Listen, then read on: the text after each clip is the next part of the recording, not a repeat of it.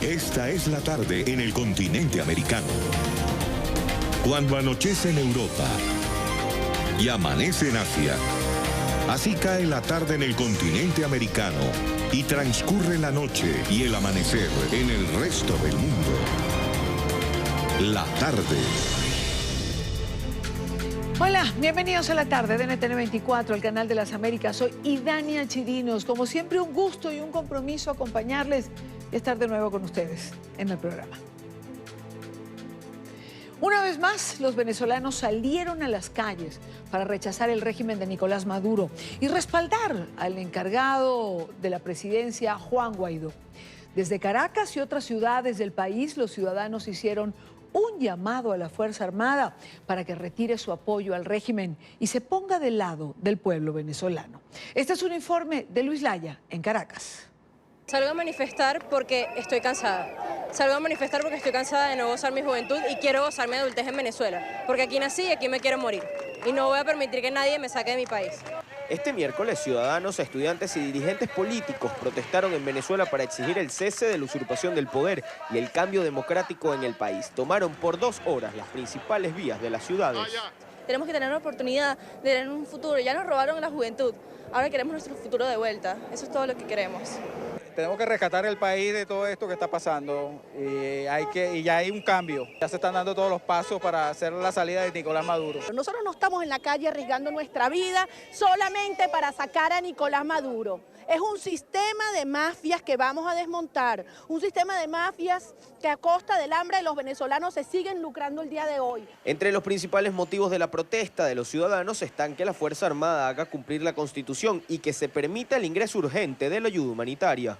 Porque aquí en Venezuela la gente pasa hambre, no hay medicamentos, la gente se muere en este país y únicamente les exigimos al gobierno, a Maduro, al usurpador Maduro, que haga apertura del canal humanitario. A que respalden al pueblo, de verdad, al pueblo que estamos en la calle, a que esto es por ellos, por todos nosotros, por sus hijos, por el país. Reclaman a Nicolás Maduro que es el poder, no aceptarán diálogos que no conlleven a una salida. Salgo porque yo quiero participar en una cruzada para que no venga el comunismo en Venezuela. Aquí pasamos un punto de no retorno. Aquí no vamos a aceptar los venezolanos diálogo falso alguno que lo que pretende es darle tiempo a esta narcodictadura. Rechazan las violaciones a los derechos humanos y las detenciones de menores de edad ocurridas en días recientes. Nunca habíamos visto un patrón generalizado como el que estamos viendo hoy, donde niños desde 12 años de edad están siendo detenidos, incluso sacados de sus hogares, maltratados, amenazados, incluso con excesos de orden sexual. Se llevó preso ayer a periodistas, 2 periodistas venezolanos que pasaron la noche en la cárcel y periodistas chilenos, y en este momento los quieren sacar del país. No, nosotros no queremos sacar a ningún periodista, nosotros más bien queremos muchos periodistas que registren nuestra historia, que registren que estamos logrando salir de esta dictadura. Los ciudadanos aseguran que a pesar del miedo salen a protestar porque no quieren seguir viviendo en medio de la crisis que se vive en el país. Tengo miedo, pero tengo más miedo de tener que irme. Tengo más miedo de renunciar a mi país y tengo más miedo de seguir permitiendo que sigan abusando de nosotros como venezolanos. Los manifestantes cerraron esta jornada de protesta cantando el himno de Venezuela. Asimismo, repitieron el llamado a la Fuerza Armada Nacional Bolivariana para que respalde y haga valer la Constitución de la República. Esperan en las próximas horas se hagan los anuncios de cómo será la movilización para el próximo día sábado. Desde Caracas, Venezuela, para la tarde de NTN 24, Luis Alejandro Laya. Gracias a Luis Layas por la información. Y mientras esto sucedía en Venezuela, en Washington, Carlos Vecchio, el nuevo representante diplomático en Estados Unidos del gobierno interino de Juan Guaidó, ofrecía una rueda de prensa. Vecchio rechazaba la oferta de diálogo de Maduro. Dijo que el madurismo busca ganar oxígeno para seguir reprimiendo.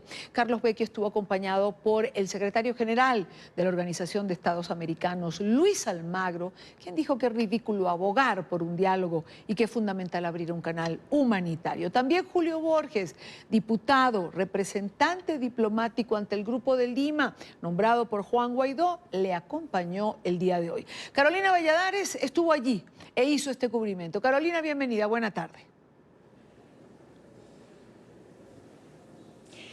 ¿Qué tal? Buenas tardes, Idania, también televidentes de la tarde. Desde Washington nos encontramos en el edificio del Senado porque hace minutos justo acabó el encuentro de la nueva cúpula diplomática del gobierno del presidente encargado Juan Guaidó. Estuvieron aquí, se reunieron con el Comité de Relaciones Exteriores del Senado, conformado tanto por demócratas como por republicanos. Todos ellos a la salida, de hecho, reconocieron a Carlos Vecchio ya como embajador de ese nuevo gobierno del presidente interino Juan Guaidó. Pero como decías, Idania, horas antes, esta mañana, y es que están teniendo una agenda trepidante, se reunieron todos ellos, ofrecieron una rueda de prensa junto al secretario general de la OEA, Luis Almagro, y fue ahí cuando Vecchio dio a conocer cuál será la agenda de la cúpula diplomática del gobierno de Guaidó. Dijo que lo más importante es cesar a Nicolás Maduro. Segundo paso sería avanzar hacia la democracia. Y el tercer paso, muy importante, ahí coinciden además todos, sería convocar elecciones. Venezuela está preparada para el cambio. No podemos solo. Esto no es una lucha como ha pretendido vender el régimen de Nicolás Maduro, que es Estados Unidos contra el régimen de Maduro. No, esto es una lucha entre democracia y dictadura. Entre la dictadura de Nicolás Maduro y el mundo libre. Y lo que estamos pidiendo más bien es liberar a Venezuela. Pero el momento es ahora. No es el momento de dudar, es el momento de aumentar toda la presión necesaria hasta que logremos el primer punto de nuestra agenda, que es hacer cesar la usurpación y desde allí comenzar a reconstruir a Venezuela para parar el dolor de nuestra gente. Aquí o se está al lado de la democracia o se está al lado de la dictadura. Esa es la disyuntiva que tienen en la comunidad internacional. Elecciones libres son fundamentales. ¿Quién asegura elecciones libres? Más que el presidente encargado Juan Guaidó. ¿Quién asegura un nuevo Consejo Nacional Electoral? ¿Quién asegura nuevos circuitos electorales? ¿Quién asegura nuevas mesas en los circuitos y autoridades en los circuitos electorales? ¿Quién asegura una observación internacional transparente y que verdaderamente se meta dentro del sistema electoral venezolano? Eso solamente lo asegura presidente encargado Juan Guaidó. La mediación es un concepto extraño en este caso, lo decía Carlos Vecchio hace un momento. Creo que de lo más ridículo que podemos ver en este tiempo es el ofrecimiento de mediación. ¿Por qué? Porque esto no es un tema de negociar entre dos partes, esto es un tema de redemocratizar el país. Y el camino a la democratización del país tiene que ver con avanzar con la institucionalización y la democratización de las propias instituciones. Es ese el objetivo. Entonces, todo el que quiera fortalecer esa negociación de salida de la usurpación, esa es la negociación que hay que hacer. Y mientras se reunía la cúpula diplomática del nuevo gobierno de Venezuela, el presidente encargado Juan Guaidó, era el secretario de Seguridad Nacional quien además emitía un consejo, una alerta al resto de países de la comunidad internacional. Les recomendaba sobre todo a los bancos, a las empresas, no negociar con Venezuela, no comprar, adquirir ese oro, ese petróleo, con el objetivo de cortarle el oxígeno financiero al régimen de Nicolás Maduro. Y es muy grande la expectación que hay aquí en Washington, decenas de medios de comunicación nunca visto antes, expectantes para saber qué va a pasar con este nuevo gobierno del presidente encargado Juan Guaidó. Esta es toda la información. Idania, desde Washington, televidentes, Carolina Valladares para NTN 24. Gracias, Carolina, gracias por la información. Esta era la reunión, como bien explicaba Carolina, que se realizaba en horas de mediodía. Posteriormente hubo otra y al término de la misma, Carolina también lo mencionaba, el senador Marco Rubio, entiendo, ofreció declaraciones a la prensa. El congresista por Florida insistió en que los gobiernos del mundo que apoyan a Maduro serán cómplices de una dictadura. En términos de designar un país como un país terrorista, nosotros no designamos pueblos, designamos gobiernos. El gobierno de Venezuela es el gobierno del presidente Guaidó, representado aquí por los individuos que están con nosotros, el cuerpo diplomático, y no son terroristas. La organización criminal Maduro es una organización terrorista. Y cualquier gobierno que lo esté apoyando, está apoyando el terrorismo y debe estar consciente de eso. Esto era al final de este segundo encuentro en el día de hoy. Muy activo estuvieron estos funcionarios. A esta hora son las 4:14 minutos en la costa este de los Estados Unidos. Quiero saludar a Otto Reis, ex subsecretario de Estado de los Estados Unidos, ex embajador de los Estados Unidos también. Señor Rey, buena tarde. Gracias por acompañarnos. Bienvenido. Buenas tardes, con mucho gusto. Decía Carlos Vecchio, escuchaba en las declaraciones que era la hora de liberar a Venezuela. Y yo me gustaría comenzar por allí y preguntarle, ¿están dadas las condiciones? ¿Cómo ve Otto Reis la evolución de la crisis de Venezuela en este momento? Yo creo que las condiciones para la liberación de Venezuela se han dado no solo ahora, pero se han dado por mucho tiempo. No hay duda que el gobierno de Maduro, la dictadura de Maduro, se ha mantenido en el poder por la fuerza y requiere, para quitarse de encima a esa fuerza militar y policíaca que está apoyada por Rusia, por China, por Turquía, especialmente por Cuba. El pueblo de Venezuela necesita ayuda del exterior porque solos no pueden hacerlo. Ahora, en este momento, hay quien dice, pareciera que se alinearon los astros, es decir, hay un concierto internacional a favor de Venezuela, hay una presión cierta a favor sobre el régimen de Nicolás Maduro. Sola no puede. ¿Cómo tendría que ser esa ayuda, señor Reis, para lograr esta liberación de Venezuela? Bueno, primero, yo creo que parte de la ayuda ya ha llegado desde el punto de vista del Grupo de Lima.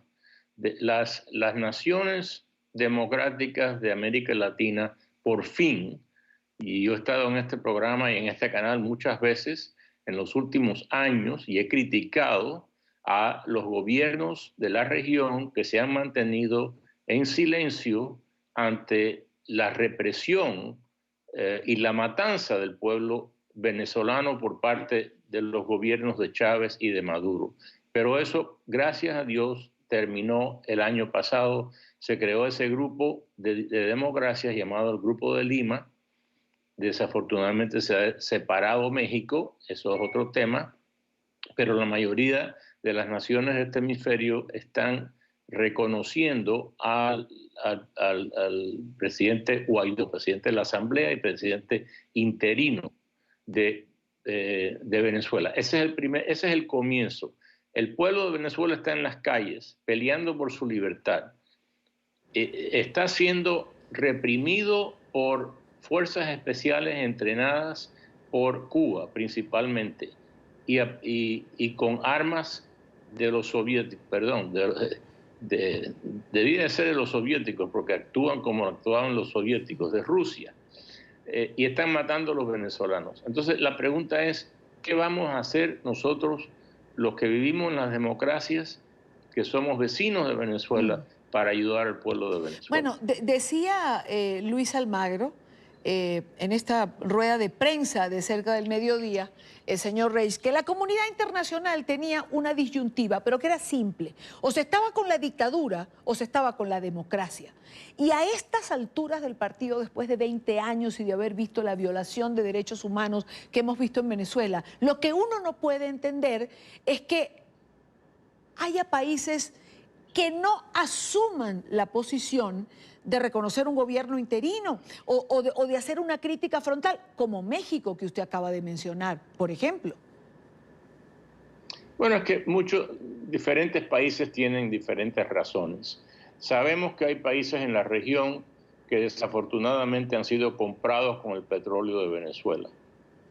Hay otros países que solamente se quejan cuando los derechos que son violados son los de ellos. Nunca se quejan cuando los derechos que están siendo violados son los de un vecino. Hay otros países que tienen ideologías que les prohíben ayudar a cualquier persona que está siendo ayudado por los Estados Unidos. Unos complejos históricos que existen en esta región desde hace mucho tiempo, un antiamericanismo que francamente ha dañado muchísimo al desarrollo económico y social de la región.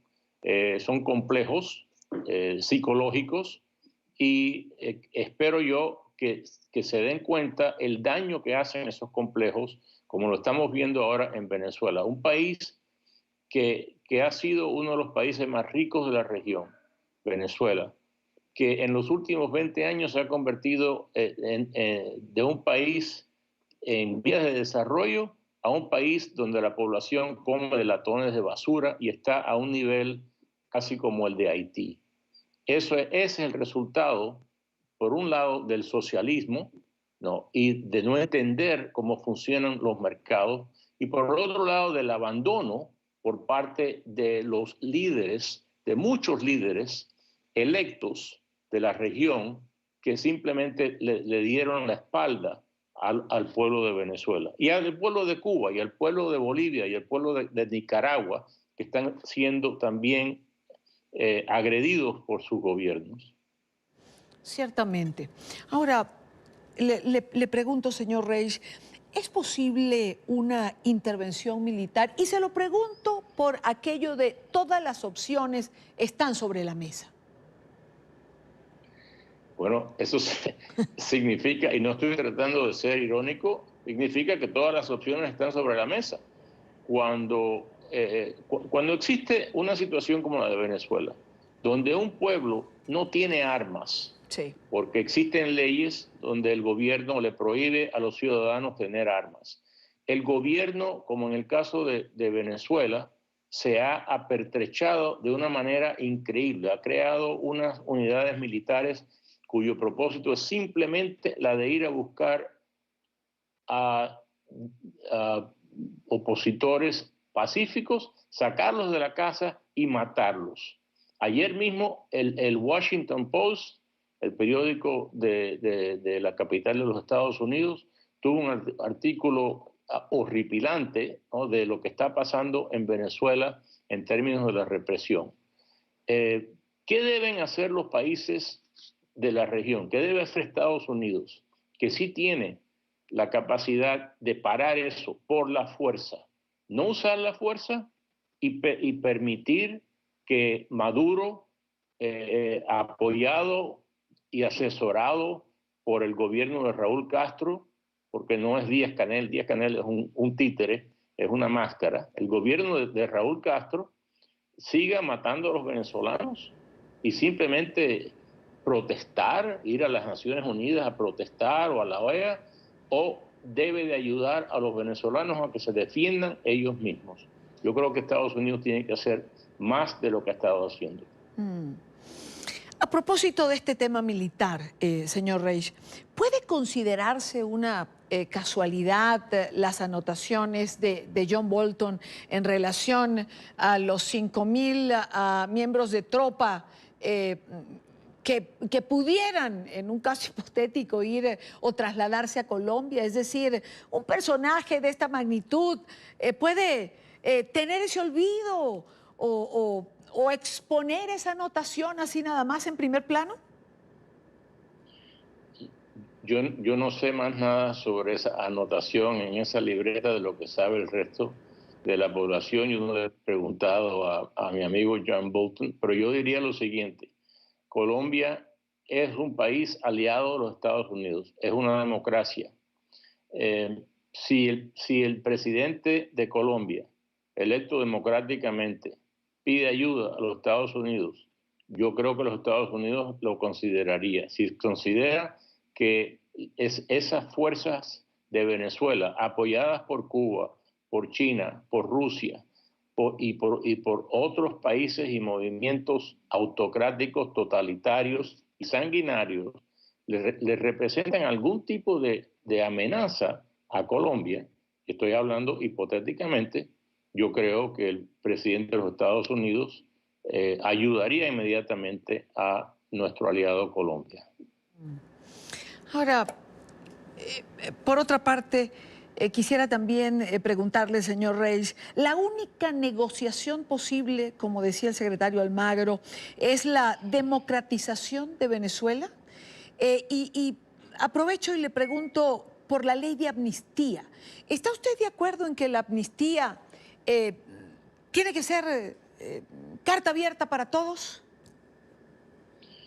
Mire, yo creo que nosotros los que no vivimos en Venezuela y los que estamos observando y quizás ayudando a la oposición en Venezuela, debemos de respetar esas decisiones. Yo quizás tomaría otras decisiones si yo estuviera en esa posición, pero si los dirigentes de la Asamblea Nacional, el presidente de la Asamblea Nacional y el presidente interino Guaidó, ha decidido que en este momento lo mejor para su país es ofrecer esa amnistía que mucha gente en el exterior considera demasiado generosa, creo que debemos de ceder al señor Guaidó esa potestad. De todas maneras, hay una última hora que señala que los crímenes de lesa humanidad se excluirían de la amnistía en Venezuela. Eso es un urgente de la agencia Fran Press en este momento que estoy leyendo. Creo que eso está en discusión aún, y los crímenes de lesa humanidad evidentemente tendrían que quedar fuera de esto. Por último, me gustaría preguntarle, señor Reis, ¿qué función, qué papel tienen que cumplir estos nuevos representantes diplomáticos nombrados por el gobierno interino de Juan Guaidó? Entiendo que mañana o pasado van a seguir nombrándose funcionarios. Bueno, tendrán que fungir un papel bastante difícil, que es el de representar al gobierno legítimo de Venezuela, pero no es el gobierno que tiene el poder de las armas. Yo creo que lo bueno es que el mundo se ha dado cuenta que el gobierno de Venezuela está en manos del señor Guaidó y no del expresidente Maduro. Y eso ayudará mucho a esos representantes diplomáticos. ¿Qué puede pasar si el gobierno, en esta apertura de investigación que anunciara el fiscal Tarek William Saab el día de ayer, decide apresar a Juan Guaidó? Bueno, yo preferiría no especular sobre cosas que no le convienen a nadie. El gobierno de Estados Unidos, a través del asesor de Seguridad Nacional, John Bolton, ha dicho que el gobierno de Estados Unidos considera que es el régimen de Maduro es responsable por lo que le ocurra a los ciudadanos norteamericanos, a los diplomáticos norteamericanos en Venezuela y al señor Guaidó, al presidente Guaidó y a la oposición.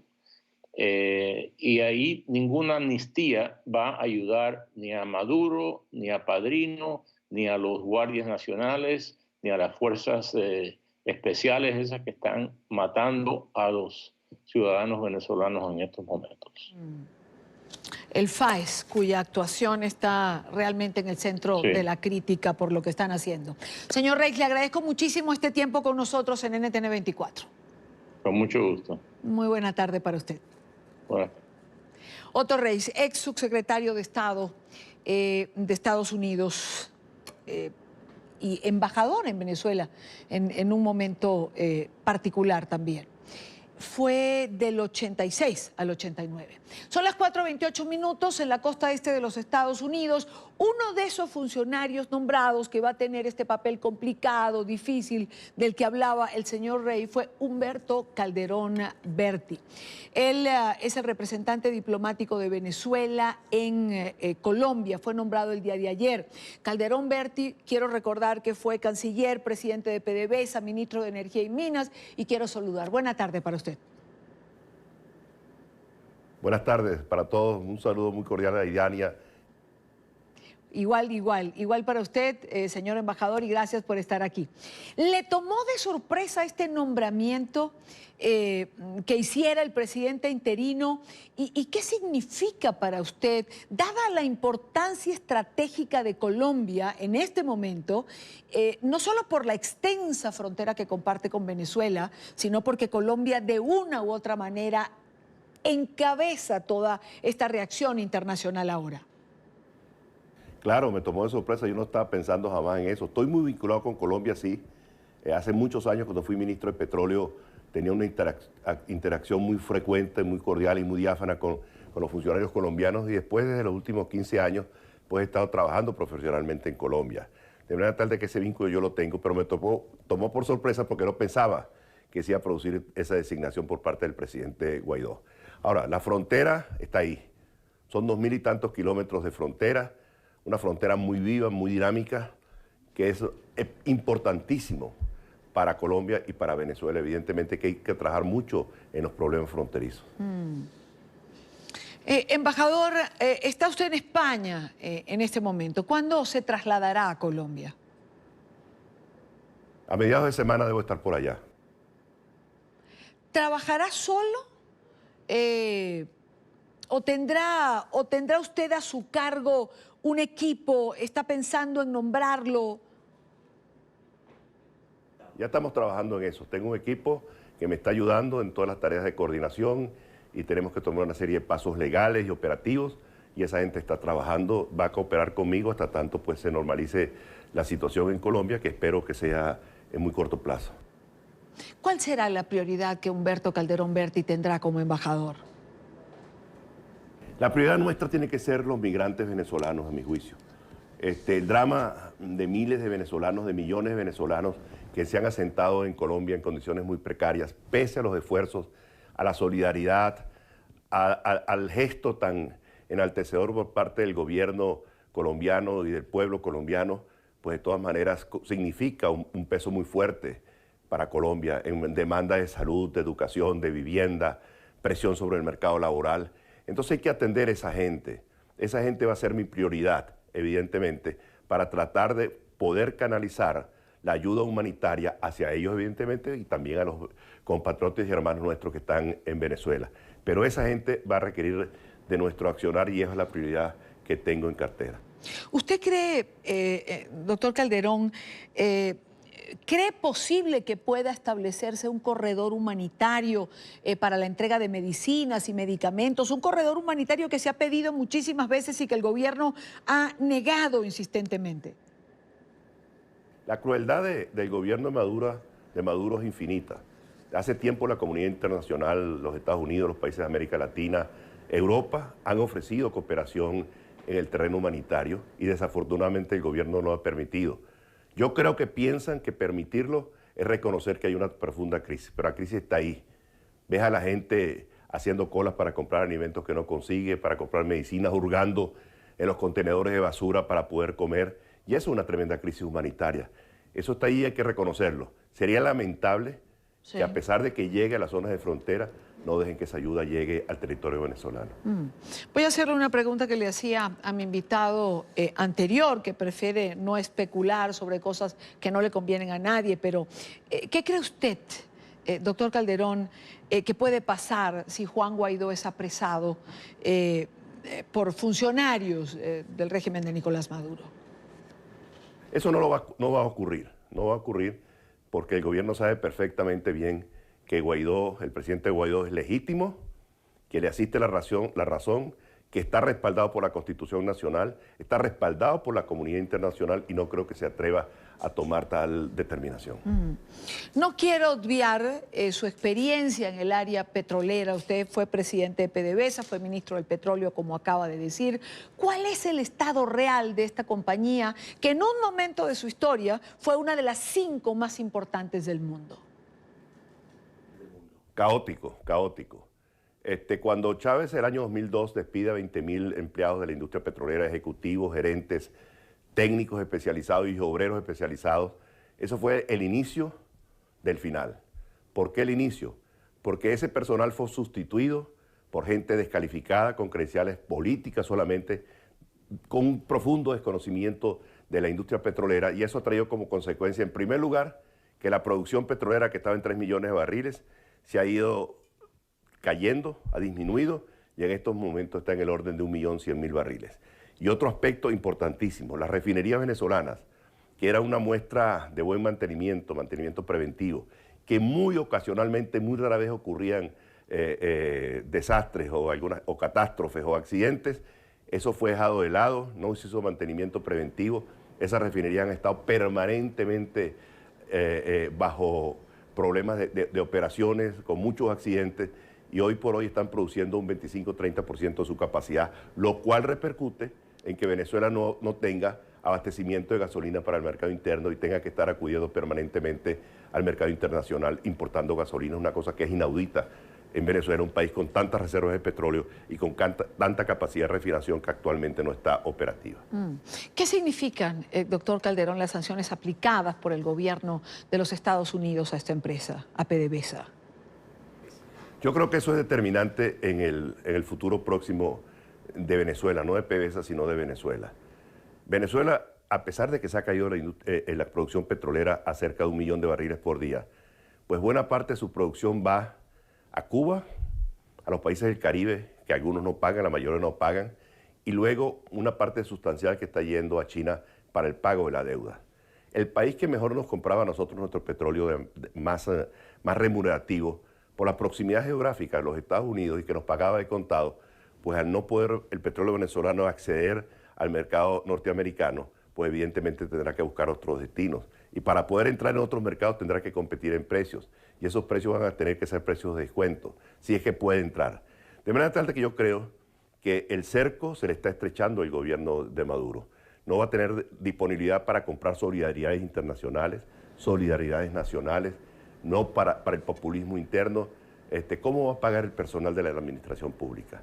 ¿Cómo va a pagar a los servidores públicos que están en los cuerpos policiales o en las Fuerzas Armadas?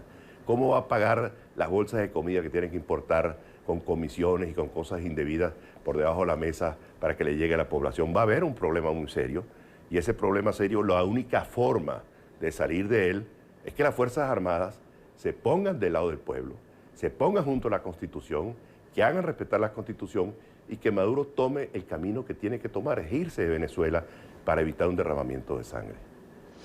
¿Qué pasará, ya que estamos hablando de la economía petrolera? ¿Qué va a pasar con Citgo, doctor Calderón?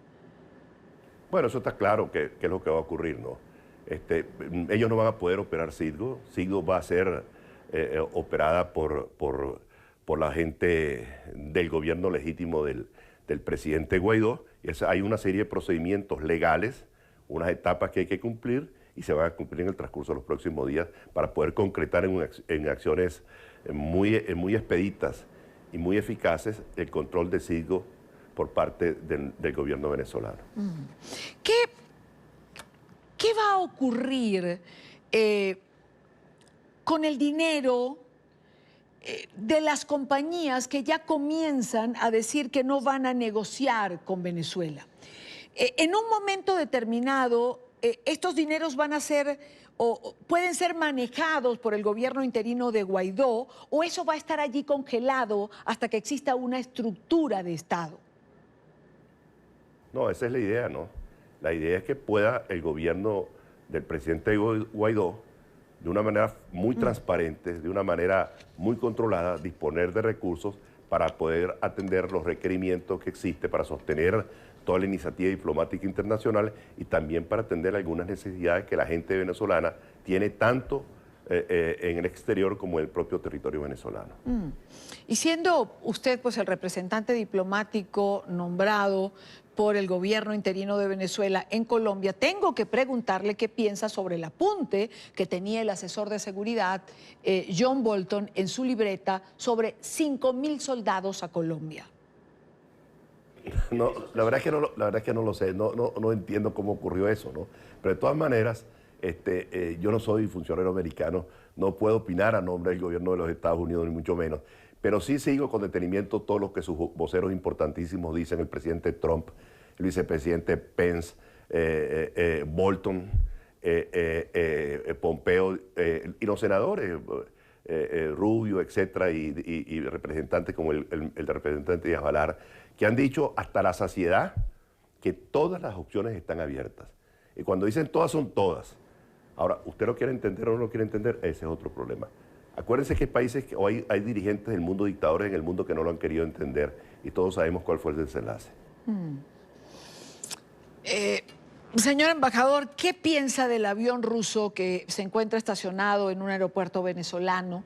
Se desconoce su objetivo, se ha dicho que se va a trasladar oro en su interior. ¿Qué pasa con este avión? Pero ese avión no está cargado, no debe estar cargado de armamento. Ese avión lo que está es preparado para llevarse a la gente. Recuerda que cuando cayó Pérez Jiménez yo era un niño, pero vivía al lado del aeropuerto de Caracas, La Carlota. Pérez Jiménez tenía un avión preparado que se llamaba La Vaca Sagrada. Y La Vaca Sagrada se montó él y sus gente más cercana y se fue para la República Dominicana. A mí no me extrañaría que ese avión lo que está esperando es algunos pasajeros de alto nivel del gobierno usurpador venezolano. Esperando algunos pasajeros. Voy a quedarme con esa frase, esperando algunos pasajeros. Ciertamente, Pérez Jiménez, el dictador Marcos Pérez Jiménez, cuando cayó en 1958, huyó de Venezuela con maletas de dinero en un avión que se denominó La Vaca Sagrada. Quiero agradecer a Humberto Calderón Berti, representante diplomático de Venezuela, del gobierno interino de Venezuela en Colombia, por estar en NTN 24. Gracias, embajador. Gracias por estar aquí. Un cordial saludo a Idania y a todos los telespectadores colombianos. Gracias, embajador, gracias. Le vemos cuando ya esté usted en Colombia. Con esto vamos a hacer la primera pausa. Hemos dedicado esta primera parte a todo esto que ha ocurrido en relación a Venezuela el día de hoy. Porque evidentemente es una noticia en desarrollo. Washington estaba absolutamente activa y no podíamos perder esta conversación con quien ha sido designado embajador o representante diplomático en Colombia, Humberto Calderón Berti. Vamos a hacer una pausa, les dejo en pantalla nuestras cuentas en Twitter, siempre con información en tiempo real, les leo mientras hacemos el programa y regresamos en breve, hacemos un recorrido por la Unión Americana y lo que es noticia, la ola de frío, y más adelante retomamos de nuevo el tema de Venezuela. Hoy nos va a acompañar en una parte del programa la fiscal en el exilio, Luisa Ortega Díaz. Ya regresamos. Ya regresamos con La Tarde.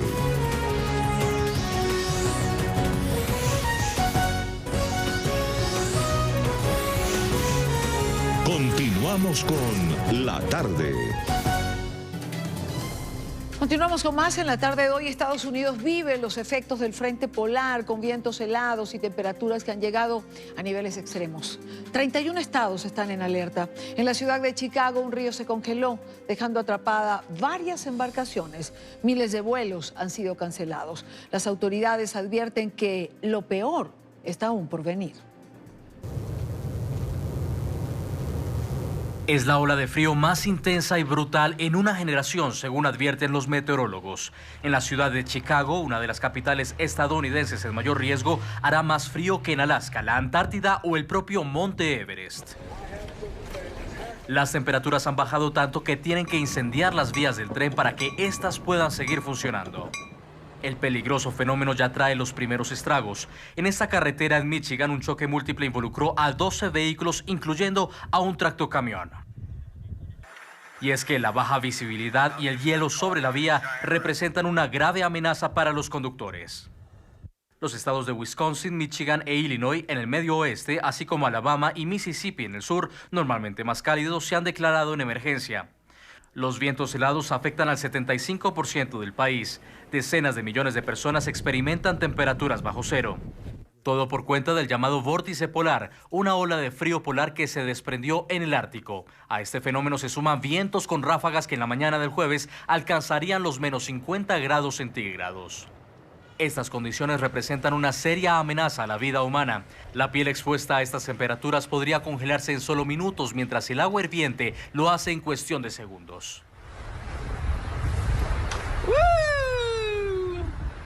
Las autoridades piden a los ciudadanos extremar precauciones y evitar permanecer a la intemperie por un tiempo prolongado. Vamos al lugar de la noticia, a uno de estos estados centrales como Missouri. En San Joseph está María José Ramírez, periodista, directora del portal Te Lo Cuento News. María José.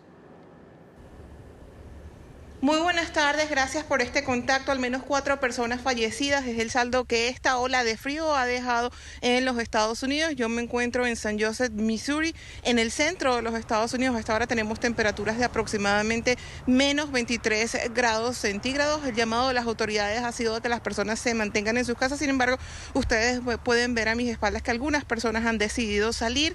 Está nevando, son temperaturas muy peligrosas. El llamado de las autoridades ha sido a que las personas no pasen más de 10 minutos fuera porque son temperaturas que pueden congelar la piel y que pueden tener daños irreparables.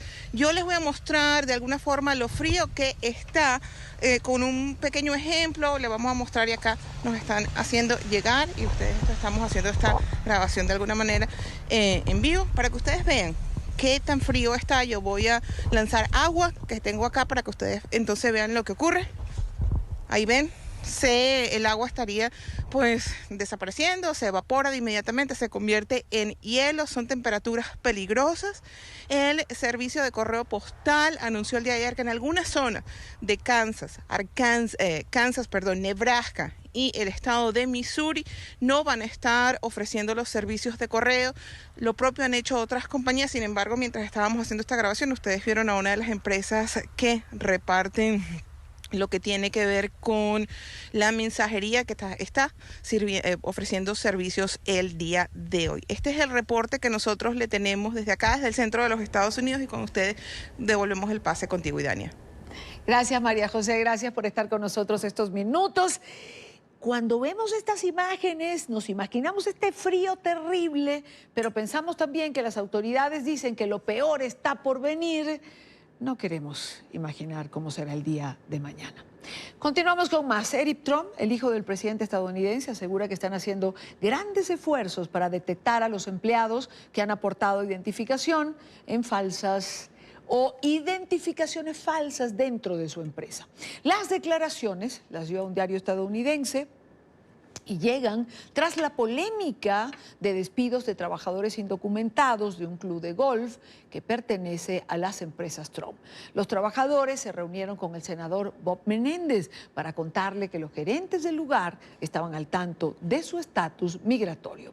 Emiliana Molina tiene un reporte. Emiliana. Hola, ¿qué tal? Muy buenas tardes. Pues esta polémica surge después de que el New York Times y el Washington Post reportaran que la organización del presidente estadounidense Donald Trump estaba contratando inmigrantes indocumentados.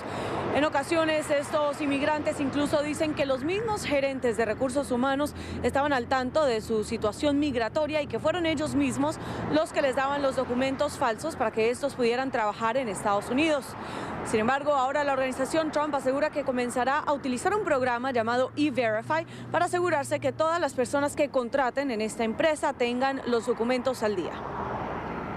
Despidieron a muchos de los compañeros inmigrantes que estaban trabajando para Trump en New Jersey y pues no se penalizó, digamos, a los jefes, ¿no?, por haberlos o contratado o darles documentos falsos. Entonces lo que vemos es una vez más como una hipocresía en donde el presidente quiere que se penalice, pero no da ningún tipo de camino para que cientos de miles de personas que estamos sin papeles en este país puedan tener un camino a un permiso de trabajo y a una residencia. Mientras tanto, activistas pro-inmigrantes aseguran que están entablando una demanda en contra de la organización de Donald Trump y sus canchas de golf, por ejemplo en Nueva York y en Nueva Jersey, para intentar destapar posibles abusos en contra de los inmigrantes indocumentados. Bueno, el Departamento de Trabajo está obligado a hacer una investigación para determinar si hay trabajadores que no se les ha pagado su salario, si se les ha explotado, si no le han pagado las horas extras. Nosotros estamos demandando que se haga una investigación y además de eso, que no deporten a estas personas, porque lo que va a ocurrir es que se empieza la investigación y si son indocumentados, la migra llega y los deporta para que no reciban sus beneficios. Esta polémica surge mientras el presidente estadounidense se encuentra en medio de un debate a nivel nacional con los demócratas, intentando luchar para lograr construir un muro en la frontera entre México y Estados Unidos para impedir el paso de inmigrantes e indocumentados de manera irregular a la Unión Americana. Sin embargo, estos recientes informes comprueban que la organización de Donald Trump sacaba provecho de los inmigrantes indocumentados y que contrataban a decenas de ellos. Y según el Centro de Investigaciones Pew, más de 7,8 millones de inmigrantes indocumentados actualmente forman parte de la fuerza laboral en la Unión Americana. Desde Hyattsville, Maryland, Emiliana Molina, regreso al Centro Internacional de Noticias. Gracias, Emiliana, por la información. El gobierno de los Estados Unidos ha presentado en el transcurso de hoy su argumento de clausura en el juicio por narcotráfico contra Joaquín Guzmán Loera, alias El Chapo.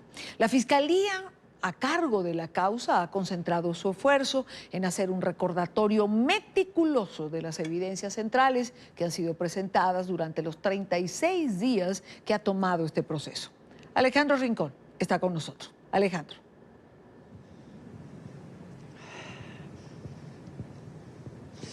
Hola Idania, televidentes del Canal de las Américas. Para describirles a ustedes lo que ha sucedido en el transcurso de este miércoles en el interior de la Corte Federal del Distrito Este de Nueva York, recurro a una cita textual dicha por la fiscal federal de los Estados Unidos de origen argentino, Andrea Goldberg, quien tiene a cargo la causa en contra del Chapo. Esta es la cita. Abro comillas. Señores del jurado, presento ante ustedes una avalancha de evidencias, cierro comillas. Precisamente ahí se sintetiza verdaderamente y con precisión lo que ha transcurrido en toda la jornada. Los 12 jurados titulares de esta causa han vuelto a ver videos, mensajes de texto, grabaciones de audio, cartas escritas por el Chapo, fotografías, todo tipo de evidencias para refrescar la memoria de esos jurados con el objetivo de que la Fiscalía cierre el caso que ha presentado durante las últimas 10 semanas de este proceso. Recuerden, el más importante que se haya visto por narcotráfico en el sistema de cortes de los Estados Unidos. Sobre las razones por la cual la Fiscalía ha sido tan meticulosa en la presentación de estas evidencias, buscamos el concepto de un abogado criminalista que justo tiene algunos de sus procesos en el tribunal que ustedes tienen detrás de mí. En los siguientes conceptos nos explica el por qué la Fiscalía recurre a esta estrategia y qué busca con ella. Van a apuntar en su argumento final a esa evidencia como evidencia contundente de la culpabilidad del señor Guzmán. En mi opinión, la evidencia en este caso es evidencia abrumadora. La Fiscalía y los agentes federales aquí en los Estados Unidos han tenido décadas para construir este caso en contra del Chapo. Ellos han usado todos los recursos disponibles para presentar un juicio pleno y completo y han mostrado a través de esa evidencia todas las actividades y secretos que ha tenido el Chapo a través de las décadas como narcotraficante más buscado en el mundo. La fiscal Andrea Goldberg ha probado ante los jurados, o al menos en eso se ha concentrado su esfuerzo, en explicar a todos y cada uno de los 10 cargos que pesan actualmente en contra del Chapo, que dentro del Código Penal de los Estados Unidos contemplan 26 violaciones a este Código Penal. Los dejo por ahora con un par de datos curiosos de lo que ha trascendido en esta jornada. Los fiscales han recurrido a esa presentación de evidencias a través de una presentación en PowerPoint que ha sido seguida de cerca por el propio acusado. El Chapo, que ha asistido a esta cita, también ha estado allí su esposa Emma Coronel, siguiendo atentamente este argumento de cierre de parte de la Fiscalía, que incluso esta presentación ha tenido unos momentos que han sido verdaderamente dramáticos, dado que los fiscales han traído al interior de la sala del juez Brian Cogan armas de tipo AK-47, ladrillos de cocaína de los que fueron incautados al cártel de Sinaloa, chalecos antibalas y otros argumentos o elementos con los que han buscado ilustrar y cerrar cualquier tipo de duda alrededor del caso que han presentado en este juicio. Es la información que tenemos para ustedes por ahora. Continúen con más en la tarde. Gracias, Alejandro. Gracias por la información, por actualizarnos en este juicio que ya pues llega a su etapa final. Y con mucho frío, Alejandro Rincón, allá en Nueva York, como veíamos en las imágenes. Vamos a cumplir los compromisos comerciales de la planta. Al regreso, retomamos el tema de Venezuela. Otro día de protestas, como veíamos al comienzo. atendiendo el llamado que hiciera el presidente interino, pero también salieron a las calles aquellos que exigen este corredor humanitario tan necesario, tan importante para los venezolanos. De alguna manera paliar esta crisis de salud por la que se está atravesando.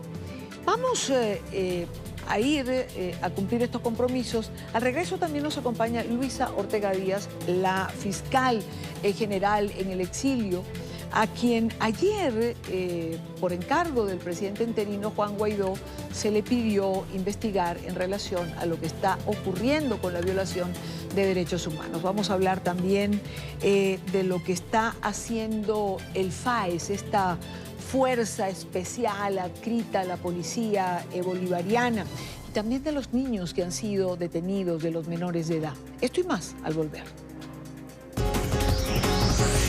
Ya regresamos con La Tarde.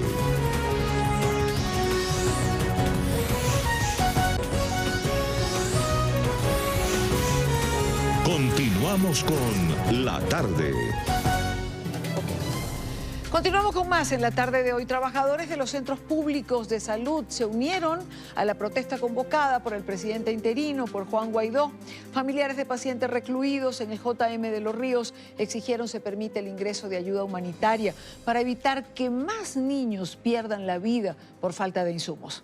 Juan Guaidó hizo aparición en una de estas protestas para apoyar la exigencia de la ayuda humanitaria. Este es un informe de Daniela Zambrano en Caracas. Hola, ¿qué tal? Muy buenas tardes. Son desgarradores los testimonios de las madres desesperadas porque sus hijos están recluidos en este hospital, en el JM de Los Ríos, y no hay los insumos que requieren para que tengan una atención óptima. Incluso denuncian que han adquirido bacterias estando recluidos en este centro de salud. Desespero e impotencia. Ese es el sentimiento generalizado de las madres cuyos hijos dependen de un tratamiento que hoy no está disponible en los centros de salud. Tengo mucha rabia. Porque acá en Venezuela desde hace 3 años están suspendidos los trasplantes de riñón para que los enfermos renales puedan tener una mejor calidad de vida. Señores, no es posible que nuestros niños se estén muriendo por falta de inmunosupresores.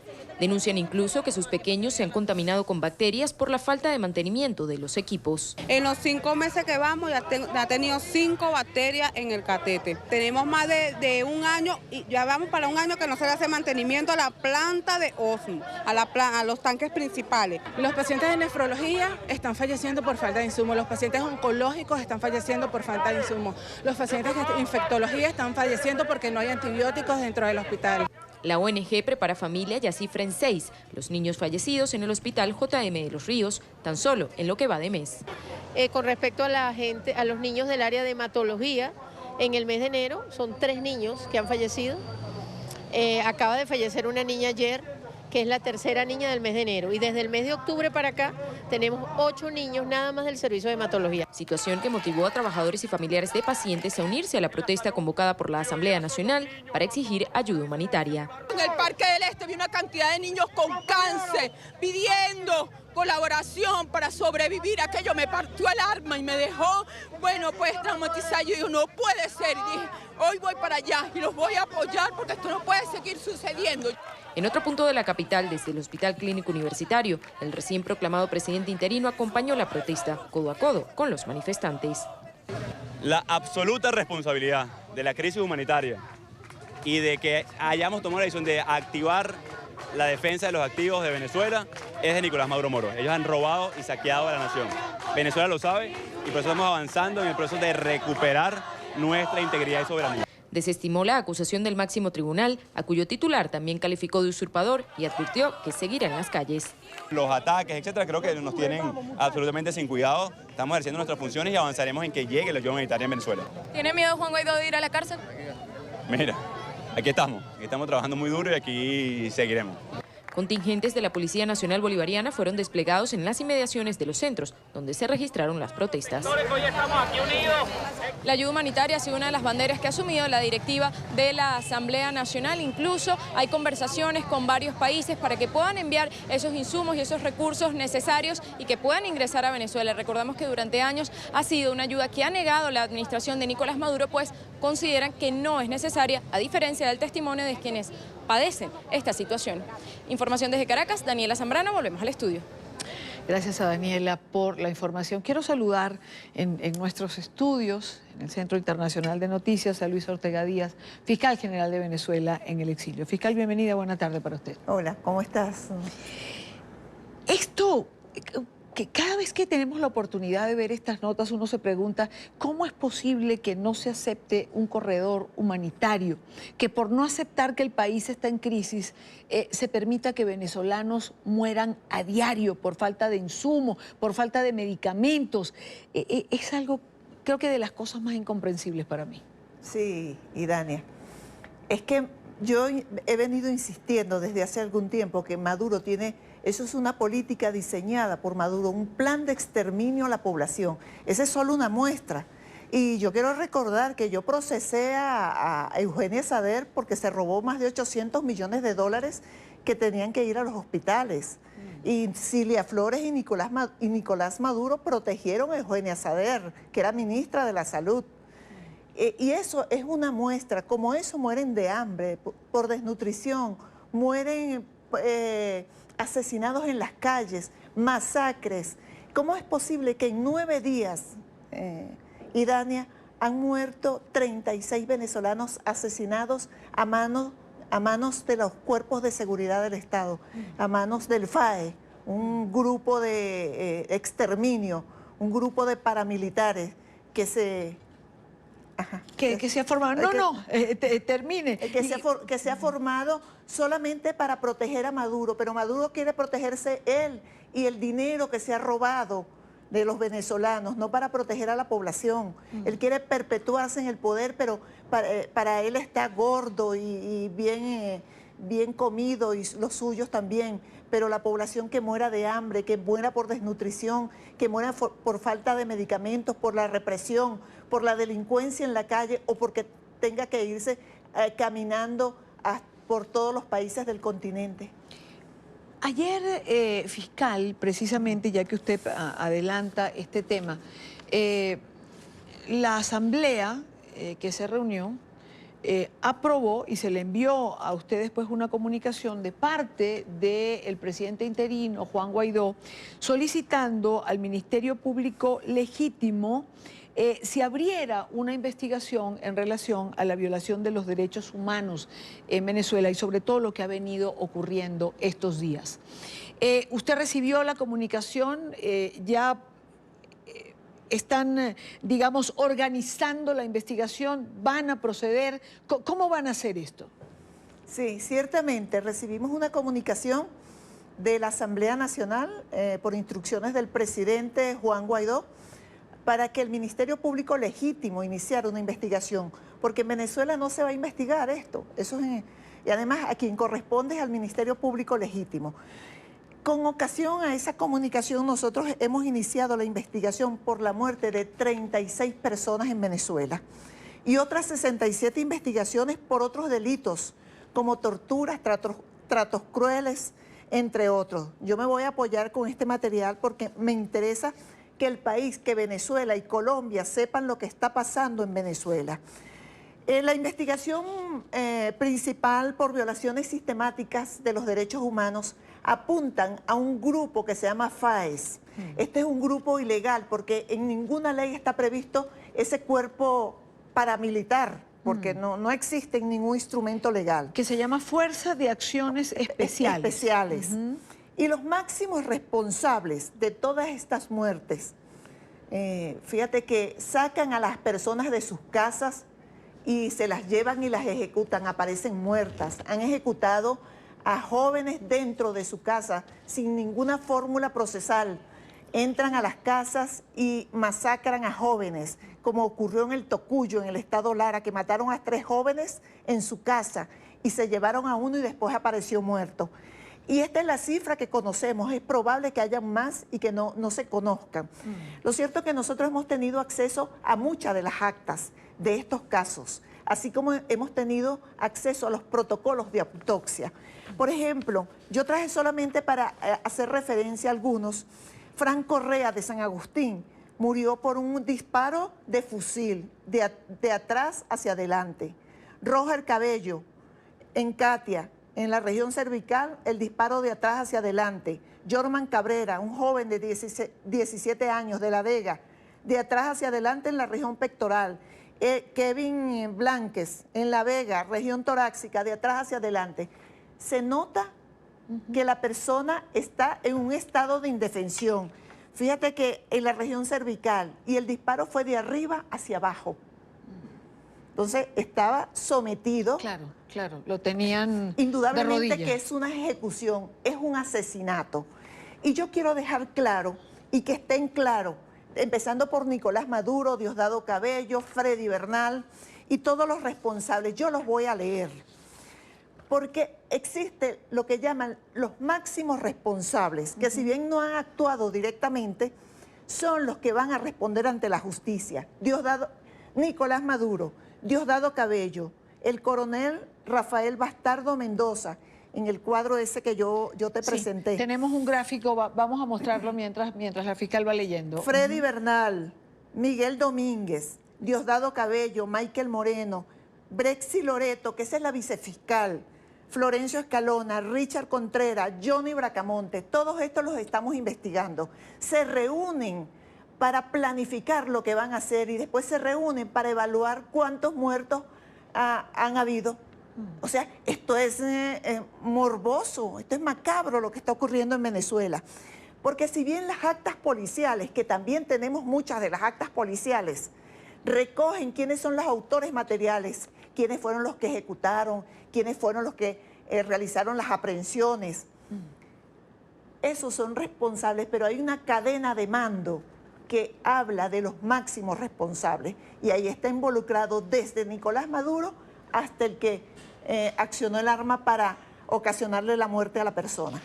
Entonces, en este quehacer del FAES, recordé algo que estaba escuchando a la gente de Provea, y es que amenazan a los familiares de las personas que han asesinado con desaparecer el cuerpo físico de ellos si no firman un acta de defunción que ha sido alterada, que no tiene las razones o que no dice que lo mataron ellos, pues. Sí, bueno, eso se va a esclarecer. Nosotros estamos investigando y hemos entrevistado varios testigos. La gente allá no dice nada de pronto, pero en otros escenarios sí habla, sí relata qué fue lo que ocurrió. Y ¿Cómo se estructura una investigación fiscal estando fuera de Venezuela? Es decir, ¿cómo organizan o cómo hacen ustedes en relación a esto? Mira, hay cosas que yo no te puedo decir porque pongo en riesgo a muchos expertos, fiscales, investigadores, funcionarios policiales que no están de acuerdo con esto. Okay. Y que, bueno, nos dan la declaración con la promesa de que nosotros no podemos decir cómo la obtuvimos porque están en riesgo su vida. Llegan a saber... ¿Usted cuenta con personal dentro del Ministerio Público en Venezuela? Claro, por supuesto. Allá hay muchísima gente honesta abajo. Ahí cambiaron el cuadro directivo y algunos abajo, pero allá hay mucha gente honesta, trabajadora, decente, como yo digo, que son los que están horrorizados, pero que necesitan su trabajo, no se han ido de allí porque necesitan el trabajo, lo poco que ganan allí, con lo que subsisten. Entonces nosotros también iniciamos unas investigaciones contra jueces y fiscales. Te voy a decir en los estados para que sepan: Portuguesa, Cojedes, Yaracuy, Amazonas, Falcón y Caracas, por las detenciones ilegales a un grupo de adolescentes. Niños han detenido. O sea, una cosa inaudita. A mí me cuesta creer que en mi país esté pasando eso. O sea, detenciones a niños. Yo quiero, hagamos un alto. Primero, porque estamos hablando del FAES. Yo no sé si nuestro equipo de producción tiene un video que me mandaron hace unos minutos y quiero compartirlo con nuestra teleaudiencia, porque esta es la forma en que el FAES, esta Fuerza de Acciones Especiales, actúa, donde llega a las barriadas, qué hace con las personas, pero vamos a ponerlo en primer plano para que la gente lo pueda ver. No grite, no grite, no grite, no grite. Le dieron.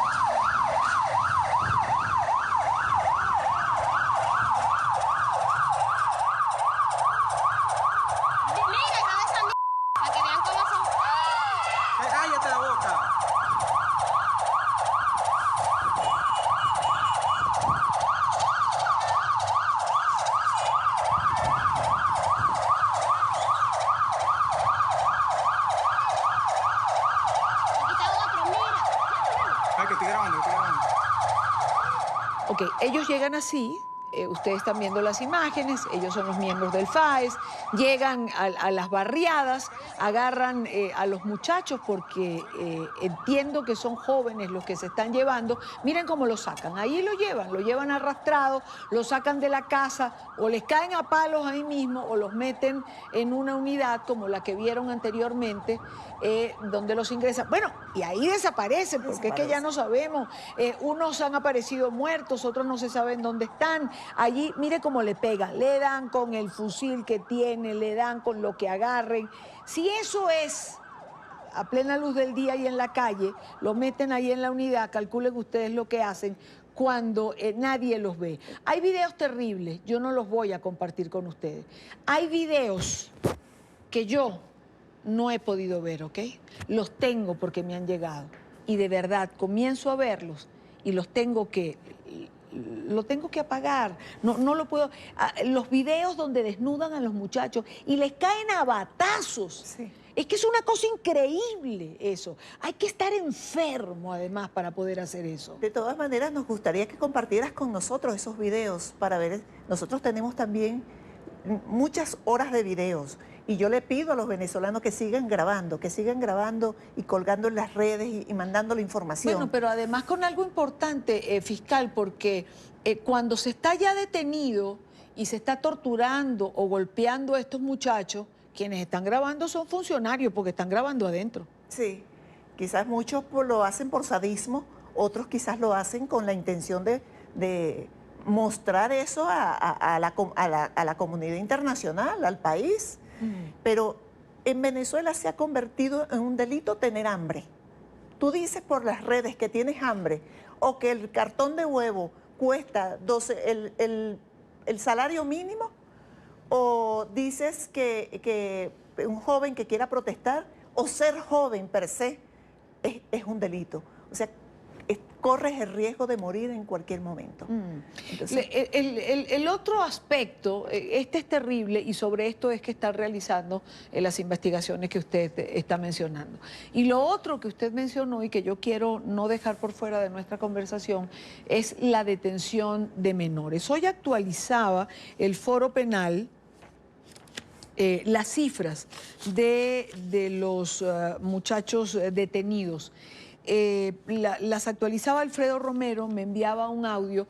Se detuvieron 77 menores, de los cuales ya algunos fueron liberados. 51 seguían presos en horas de la mañana, en distintos estados del país, pero sobre todo en Aragua y en Carabobo. Una de las abogadas de la organización no gubernamental Foro Penal Venezolano, que asiste a estos niños y adolescentes, denunciaba las condiciones infrahumanas, no solo en las que son detenidos, sino también cómo son presentados de forma irregular. Esta declaración me la hizo llegar igual desde Venezuela, me la hicieron llegar, y yo quiero compartirla con ustedes y con la fiscal para que oigamos lo que decía. Nosotros los abogados no dábamos pasto, nos confundíamos entre un padre, un muchacho, otro muchacho. ¿Cómo es posible que entre a una audiencia 28 niños que olían a sangre, que olían maloliente? Porque recuérdense que no se pueden cambiar su ropa sino después del momento de la presentación. Imagínate en unas salas pequeñitas, esos jóvenes en esa situación. Hubo jóvenes que se desmayaron, jóvenes que suplicaban por su libertad, jóvenes que suplicaban porque querían ver a sus madres llorando, me agarraban las manos y me suplicaban. Una situación dura, de verdad que estoy marcada. Yo vengo marcada desde hace mucho tiempo, pero esta situación nunca he vivido. Estoy en un momento muy difícil para mí. Muy difícil, pues yo viví los del pedagógico, yo viví los disparos, los del pedagógico, yo viví día a día de Rosa Virginia en el SEBIN, día a día, pero este es maltrato. Uy, qué terrible, ¿no? Son muchos años de defender personas, los abogados del Foro Penal, y así será lo que ven, que esta abogado se quiebra de esta manera, ¿no? Terrible, ¿no? Y son menores de edad y dicen que son de 14, 15, 16 años. Hay 51 detenidos todavía. ¿Ante qué estamos? Es decir, aquí ya ¿vale todo para el régimen de Nicolás Maduro? Sí, el tema es que algunos le dicen dictadores, que eso no es dictadura, esa es una banda de delincuentes, eso no es un Estado fallido, allí no existen instituciones. ¿Dónde acude el ciudadano a reclamar o a solicitar se le tutelen sus derechos? No hay. Entonces, lo que hay es eso, un plan de exterminio, acabar con la población, sobre todo aquella que me resulta incómoda, aquella que me resulta incómoda y que me perturba en mi permanencia en el poder, en la permanencia del poder de ellos, de Nicolás Maduro y todo ese grupo de gángster que le acompañan. Ahora, fiscal, se han afincado muchísimo desde el 21 de enero. Se han afincado mucho en las zonas populares, es decir, de allí es que están extrayendo la mayor cantidad de detenidos, no es la clase media, no es que son los oligarcas, como decía Nicolás Maduro en un minuto, no, son las clases medias que precisamente antes del 23 de enero comenzaron a protestar cada noche de manera significativa e importante. Eso yo creo que es lo que le produce más rabia e incomodidad a Nicolás Maduro, que hayan sido precisamente los sectores más populares, más vulnerables, quienes se hayan rebelado y que hayan salido a la calle a manifestar, a protestar su descontento, porque ellos siempre se apoyaban en que no, los barrios van a bajar a sacarlo a él, van a bajar a restituir el Estado de Derecho, a reclamar lo que le corresponde por derecho, porque ahorita hay un pueblo esperanzado. ¿Y tú sabes quién despertó esa esperanza? Juan Guaidó. Juan Guaidó representa, le tienen mucho miedo a Juan Guaidó, le tienen tanto miedo que me produce gracia que el Tribunal Supremo de Justicia, usurpador que existe en Venezuela, no ha tenido los riñones, porque son unos cobardes también, de accionar contra Juan Guaidó, sino han sido timoratos. Porque ellos habían dicho que le iban a pedir la privativa de libertad, no se atreven porque son unos cobardes y le tienen miedo a Juan Guaidó. Porque Juan Guaidó representa la esperanza del pueblo, revivió la esperanza del pueblo, ese pueblo que está cansado, que lo que quiere es libertad, derechos, que terminar con la tiranía. Eso es lo que quiere el país, reencontrarse con los suyos, el abrazo del encuentro. ¿Usted cree que no llegan a accionar de esa manera en contra del presidente interino? Es decir, no lo van a detener. No. Maduro, además, a él se le ha acelerado su bipolaridad. Lo ves incoherente, temeroso, asustado. Hoy amenaza a Trump, mañana dice que quiere conversar con él, que quiere ser su amigo. O sea, con unas incoherencias, y entonces un día se muestra como víctima, otro día se muestra distinto, desesperado y muy asustado. Ellos están temerosos. Maduro está asustado, Diosdado Cabello está asustado. ¿Por qué han sacado sus familias? ¿Por qué Michael Moreno sacó su familia? ¿Por qué Vladimir Padrino sacó su familia? Diosdado Cabello sacó la familia. La sacaron porque están asustados. ¿Qué espera o qué se espera para este próximo sábado, que se ha convocado también una manifestación multitudinaria como la del 23 de enero? Yo espero que la gente salga a la calle, que continúe con esa fuerza y esa esperanza que ha demostrado en estos últimos días. Lo que son los venezolanos, gente guerrera, gente irreverente, con fuerza, con esperanza, con fe, con confianza, que salgan a la calle a reclamar sus derechos, que estamos cerca, esto está próximo, la salida del tirano. Y ustedes, venezolanos, son los protagonistas de este evento. Ustedes, gente buena, son los que van a pasar a la historia como los verdaderos autores de haber sacado a Maduro del país. Quiero darle las gracias a Luis Ortega Díaz, fiscal general de Venezuela en el exilio, por estar con nosotros en la tarde de hoy. A ti. Uno de los focos, por cierto, que no lo hablamos, pero uno de los focos más acosados en este momento son los periodistas. De hecho, 2 periodistas venezolanos fueron apresados la noche de ayer y 2 chilenos. Los 2 venezolanos salieron primero, los 2 chilenos que tienen en pantalla fueron sacados inmediatamente al aeropuerto y deportados. Hay ahora detenidos franceses y un productor venezolano. Pero vamos a tener la oportunidad de conversar con la periodista de BPI, que fue detenida y que estuvo 10 horas detenida la noche de ayer. Ana María Rodríguez, ella estará con nosotros en la próxima parte del programa. Contra la prensa van, fiscal. Al final, los únicos que aportan testimonios contrarios a las mentiras del régimen es la prensa libre. Así es. Así es. Vamos a conversar con ellos en la próxima parte. Ya venimos. Ya regresamos con La Tarde.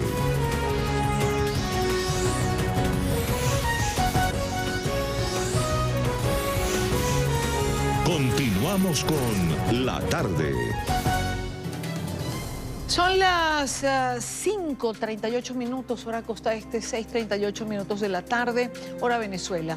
Las fuerzas de seguridad en Caracas detuvieron a 6 periodistas y un productor. 2 de ellos de nacionalidad chilena en las cercanías del Palacio Presidencial de Miraflores. Según el Sindicato Nacional de Trabajadores de la Prensa, los chilenos Rodrigo Pérez y Gonzalo Barahona en pantalla, ambos de TVN, fueron apresados junto a los también periodistas venezolanos Michael Iriarte y Ana Rodríguez del canal en línea VPI. Los comunicadores venezolanos fueron liberados en horas de la mañana. Los chilenos trasladados al Aeropuerto Internacional de Maiquetía para ser deportados. La cadena Radio Francia Internacional denunció en horas de la tarde la detención de 2 periodistas franceses y su productor Rolando Rodríguez. El portal de esta cadena radial informa que fueron apresados por autoridades venezolanas también en las proximidades de la sede de gobierno en Caracas. Quiero saludar en esta parte del programa a Ana María Rodríguez, ella es periodista de VPI y quien estuvo retenida durante 10 horas. Ana María, bienvenida, buena tarde para ti. Hola, Irania, buenas tardes. Gracias por estar pendiente. Pues, gracias a ti además por estar con nosotros. Primero, ¿dónde estaban? ¿Por qué los detuvieron? ¿Qué estaban haciendo anoche en las cercanías del Palacio de Miraflores? Bueno, sí. Como les hemos contado a todos, buscamos, Michael y yo buscamos a los colegas chilenos que querían conocer un poco más de la ciudad, conocer un poco más del centro de Caracas de noche, ver cómo era el centro. Ellos tenían la idea de que era como un centro normal de otro país, que ibas a ver gente, que ibas a ver comercios abiertos, restaurantes, como es lo normal en un país. Y nosotros le habíamos dicho que esto no era así en Caracas, que ya a las 6 de la tarde, 7 máximo, todo estaba cerrado, oscuro y no había mayor vida. Entonces le dimos unas pequeñas vueltas por el centro, le mostramos algunos sitios emblemáticos como las escaleras del Calvario, por supuesto sin bajarnos del vehículo por cuestiones de seguridad, no había nada de seguridad. Sorprendentemente en Miraflores están todos resguardados, pero alrededor no importa lo que pase con la gente, ¿no? Les mostramos Plaza Caracas, el Consejo Nacional Electoral, la Asamblea Nacional. Terminamos de nuevo en la avenida Urdaneta les mostramos el Banco Central y les dijimos, bueno, acá a unos metros también está el Palacio de Miraflores, que allí no te puedes tomar fotos ni nada como en otros palacios, donde en otras casas de gobierno de otros países tú vas y te puedes tomar una foto, eso no tiene nada que ver. Pero bueno, dimos una vuelta, le dijimos, bueno, aquí está el Palacio de Miraflores, pero lo que nos llamó la atención es que había un grupo de personas en la esquina. Nosotros presumíamos que eran personas que estaban atendiendo el llamado de las vigilias en apoyo a Nicolás Maduro, que ha hecho Diosdado Cabello en los últimos días. Y ellos dicen, ¿será que nos podemos bajar aquí y preguntar, ver qué nos pueden decir? No había mayor despliegue de militares, de verdad que estaba más bien muy vacío para como ellos han pintado la situación. Claro. Se bajaron los colegas, comenzaron a hablar con la gente y nosotros estábamos buscando dónde estacionarnos y corrernos más hacia adelante para evitar precisamente que ellos fueran a decir que estábamos en su perímetro o algo así. Cuando ya estamos por arrancar, solo para ubicarnos un poco más adelante, las mismas personas que se encontraban allí en en lo que sería esa pequeña vigilia, porque nos llegaba más de 20 personas, me dicen, no, pero quédense aquí, todos estamos aquí tranquilos, y así escuchan, y están aquí, pues no había pasado 2 minutos de eso cuando llegaron. Llegó una persona de civil, agresiva, se me metió prácticamente, yo estaba al lado del copiloto, se me metió prácticamente en la ventana del vehículo y de manera muy agresiva me decía, dame la cédula, ¿quién eres tú? ¿Quiénes son ustedes? Pero muy, muy agresivo. O sea, yo por un momento pensé, colectivo, que era un colectivo armado donde afecta al oficialismo por la manera en que ahora nunca me imaginé que era un efectivo de casa militar. O sea, pensé que tenía más educación al abordar a la gente, pues. Y nosotros, no, pero ¿por qué te vamos a dar la cédula? ¿Quién eres tú? Ni siquiera no tenía identificación, nada.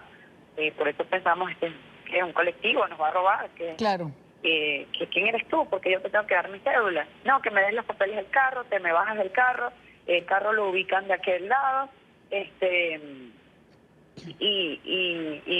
sea, hacen lo que yo diga, vamos a hacer esto, y bueno, vamos a bajarnos, porque ante el miedo de que pensábamos que era un colectivo, no fuese a hacer peor la cosa. Claro. Nos bajamos, bueno, yo saqué mi cédula, tenía mi carnet a la mano, Michael se estacionó con el carro hacia la otra calle, y bueno, yo me quedé ahí, los chilenos estaban a mi lado, no entendíamos nada, pensamos que no iba a pasar de allí, que nos iban a preguntar qué hacíamos, verificar nuestra cédula. ¿Y ese funcionario, Ana María, es el que los detiene o llamó a otros y vinieron por ustedes? Ese estaba haciendo esto en paralelo que otro estaba con los chilenos. Y ese a su vez llamó y radió a otros. O sea, fue todo, pero todos estaban de civil, que era mi miedo principal, porque yo no sé quién eres tú, si, o sea, puede ser de inteligencia, ok, entiendo que hagas tus labores allí, pero yo no sé quién eres, no te identificas, no me dices nada. Revisaron el carro de arriba a abajo, vieron que todo estaba en regla, que los papeles estaban en regla, estaba la licencia, y traen a Michael y nos reúnen a los 4 y nos empiezan a preguntar, pero como si fuéramos unos delincuentes. Claro. Terrible, quiénes éramos, por qué estábamos allí, qué hacíamos allí, quién nos había dado permiso de estar allí. ¿Y cuando se identifican como periodistas? Allí, por supuesto, fue peor, porque ellos, o sea, fue como que les hubiésemos dicho que éramos terroristas. Claro. Tal cual, se pusieron mucho más agresivos. Sí. Bueno, para ellos la prensa es terrorista. ¿Y a dónde los llevan, Ana María? ¿Dónde los tuvieron detenidos estas 10 horas? Sí, primero, como nosotros pensábamos que no iba a pasar de allí, que nos íbamos a devolver a nuestro carro, estábamos todavía un poco tranquilos, nos dicen acompáñennos, síganos.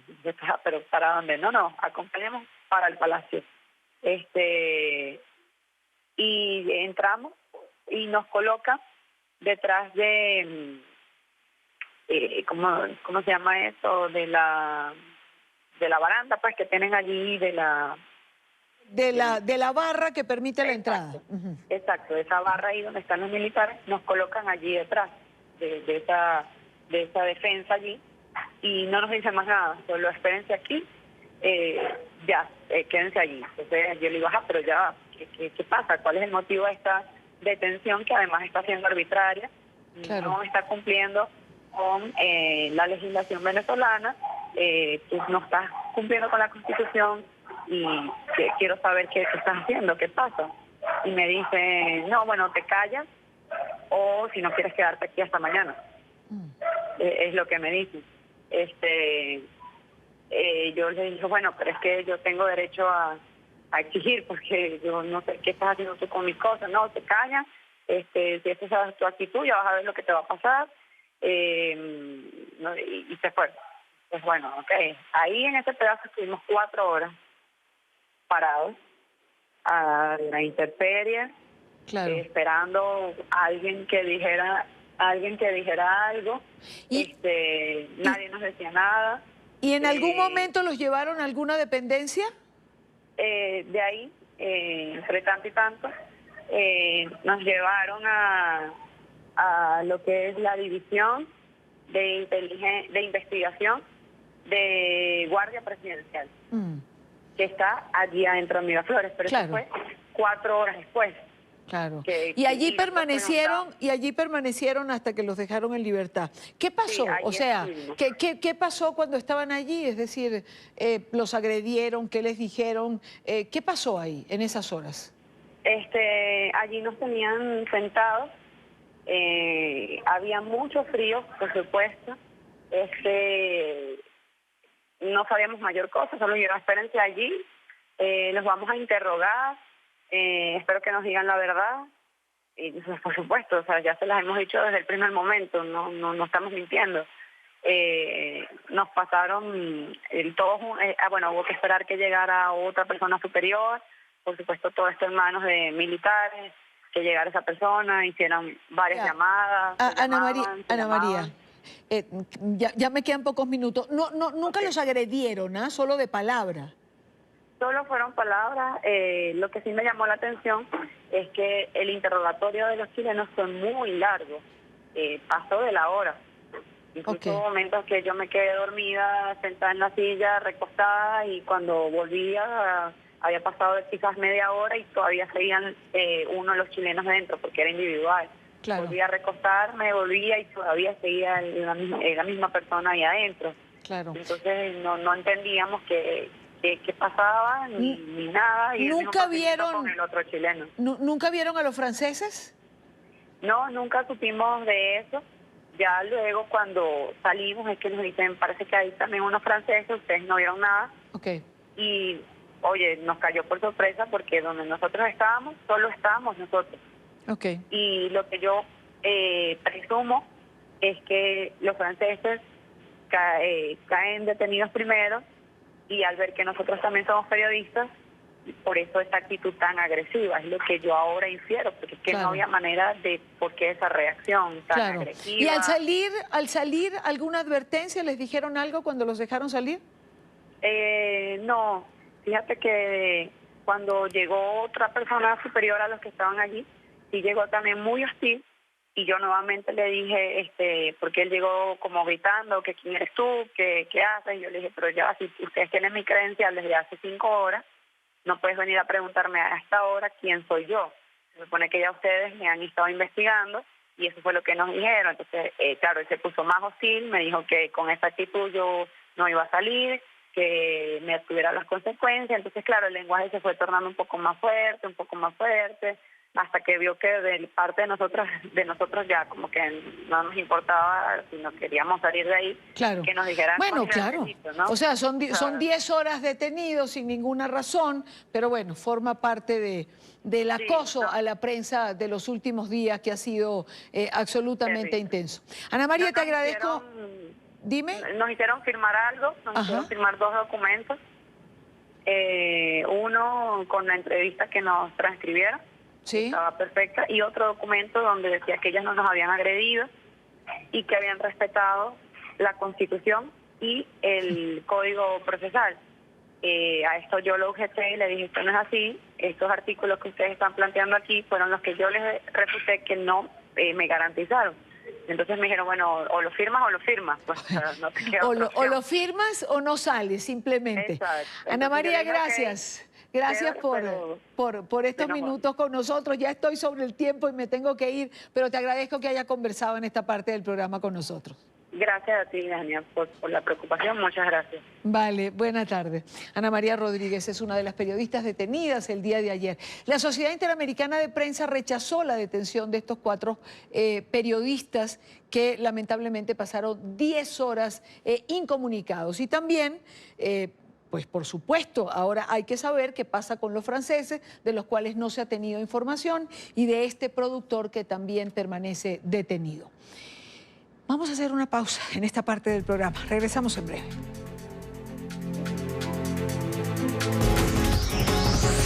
Ya regresamos con La Tarde.